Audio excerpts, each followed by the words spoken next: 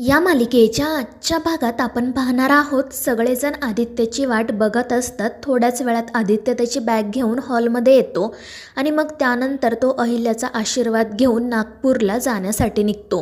त्यावेळी प्रीतम त्याला मुद्दाम म्हणत असतो की ब्रो आता तू नागपूरला चालला आहेस ना, मग येताना संत्री घेऊन ये। आणि ते ऐकून सगळेजण हसू लागतात। तर अहिल्या म्हणत असते की आदित्य तू याच्याकडे अजिबात लक्ष देऊ नको, तू व्यवस्थित मीटिंग कर। आणि त्यावर आदित्य हो म्हणतो। पण त्यावेळी त्या ठिकाणी पारू नसते, त्यामुळे आदित्य सावित्रीकडे जात म्हणतो की सावित्री आत्या प्लीज तुम्ही पारूला माझा टिफिन आणायला सांगाल का। त्यामुळे सावित्री पारूला बोलावण्यासाठी किचनमध्ये जाते। तर हे सगळं काही अनुष्का हसतच बघत असते।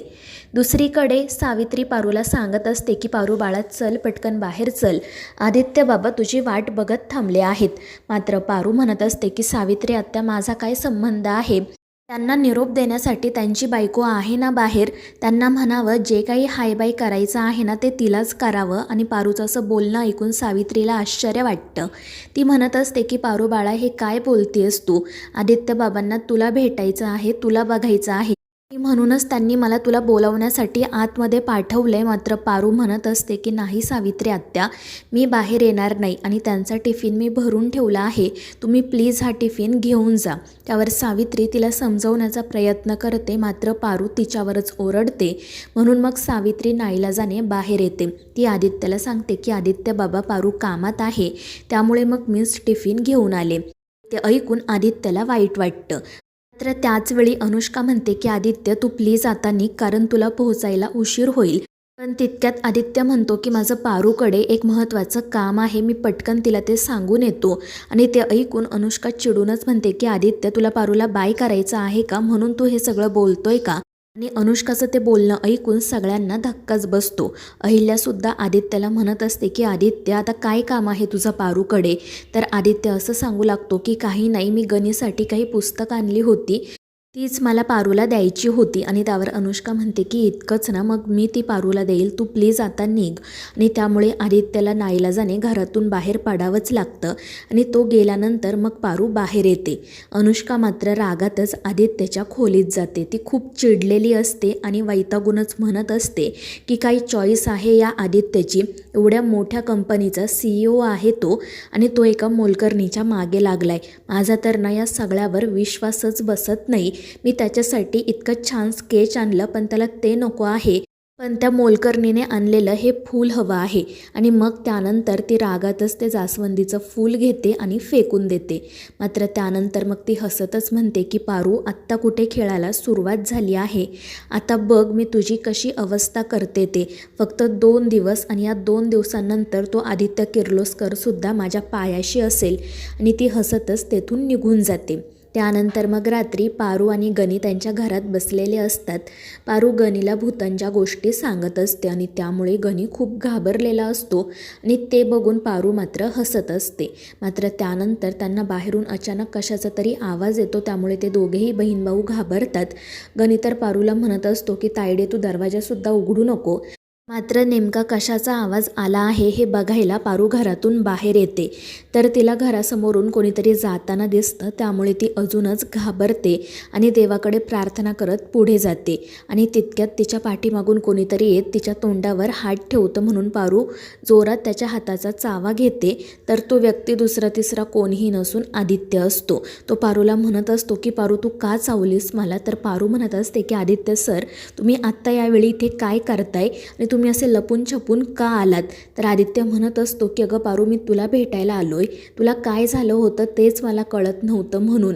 आणि ते ऐकून पारू म्हणते की हे काय बोलताय तुम्ही। तर आदित्य तिला सांगू लागतो की मगाशी जेव्हा मी नागपूरला जाण्यासाठी निघालो तेव्हा तू मला निरोप देण्यासाठी बाहेर का आली नाही, तुला माहिती आहे का माझं मन किती विचलित झालं होतं, माझं कशात लक्षही लागत नव्हतं, त्यामुळे मग मी एअरपोर्टवर गेलो, फ्लाईट रिशेड्यूल केली आणि परत तुला भेटण्यासाठी इथे आलो। सांग मला तू अशी का वागलीस, काही झालं आहे का? आणि ते ऐकून पारू म्हणते की आदित्य सर असं काही नाही आहे, की ते अनुष्का मॅडम होत्या ना तुम्हाला निरोप द्यायला, तर त्या तुमच्या होणाऱ्या बायको आहेत, मग मी काय करू? मात्र त्यावर आदित्य म्हणतो की पारू असं का बोलतेस तू? तुला आठवत नाही का प्रीतम आणि प्रियाच्या लग्नासाठी तुम्हाला किती मदत केली होती, मग आता असं अचानक काय झालं आहे? मात्र पारू त्याला म्हणत असते की आदित्य सर असं काही नाही आहे. तर आदित्य म्हणत असतो की नक्की ना पारू? आणि त्यावर पारूसुद्धा हो म्हणते. आणि मग आदित्य तिचा निरोप घेतो आणि पुन्हा तेथून जाण्यासाठी निघतो. दुसऱ्या दिवशी सकाळी मग आदित्यची मीटिंग व्यवस्थितपणे व्हावी म्हणून पारू देवळात जाते. ती देवीकडे प्रार्थना करत असते की माझे धनी खूप मोठ्या मीटिंगसाठी गेले आहेत, ही मीटिंग व्यवस्थितपणे होऊ दे, त्यांना हे प्रोजेक्ट मिळू दे. आणि मग त्यानंतर ती बाहेर येताना अचानक तिचा पायरीवरून पाय घसरतो, पण एक बाई तिला हात देत सावरते आणि तिला म्हणते की पोरी जरा बघून चल, काळ वेळ वाईट आहे. आणि ते ऐकून पारू काळजीत पडते. त्यानंतर मग ती रस्त्यावर जाते, पण तितक्यात अनुष्का त्या ठिकाणी येते. ती पारूला विचारत असते की अगं पारू तू इथे काय करतेस? जर तुला देवळात यायचं होतं तर मला सांगायचं ना, आपण दोघी एकत्रच आलो असतो. पण काही हरकत नाही, तू थोडा वेळ थांब इथे, जाताना आपण एकत्रच जाऊ, मलासुद्धा देवीचं दर्शन घ्यायचं आहे, आदित्यसाठी प्रार्थना करायची.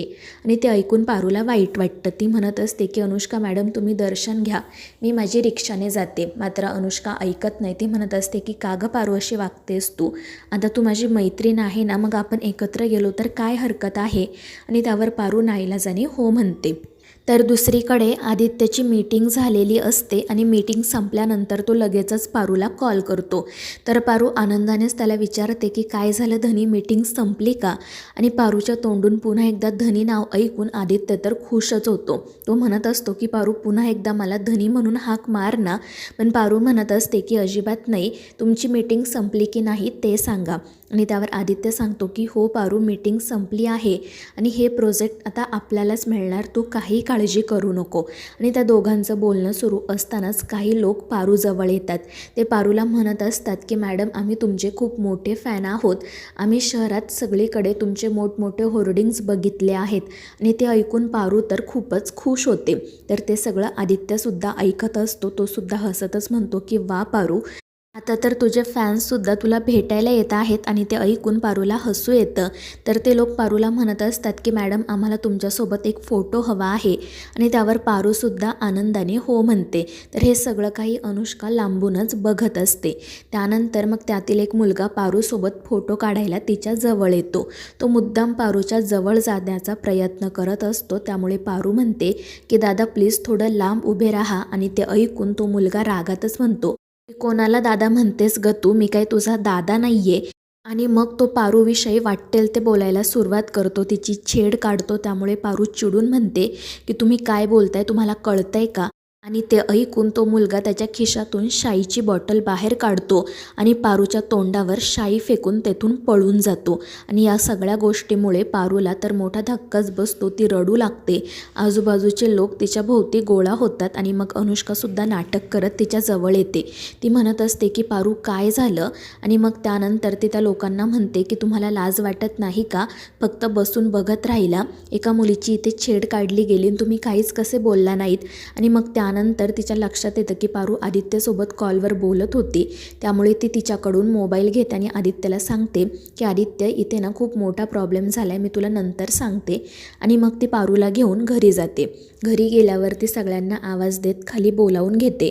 तर पारूची अवस्था बघून सगळ्यांना आश्चर्याचा धक्काच बसतो. दामिनी तर खूपच खुश होते आणि मग अनुष्का त्यांना घडलेला सगळा प्रकार सांगते. तर पारू रडतच सावित्रीला मिठी मारते. आणि मग अनुष्काला आठवतं की तिनेच त्या मुलांना पैसे देऊन हे सगळं करायला सांगितलं होतं. ती हसतच मनाशी म्हणत असते की पारू आता कुठे सुरुवात झाली आहे, पुढे पुढे बघ तुझ्यासोबत काय होतं ते. तर मित्रांनो, या मालिकेच्या पुढील भागांच्या अपडेट्ससाठी आपल्या चॅनेलला सबस्क्राईब करा.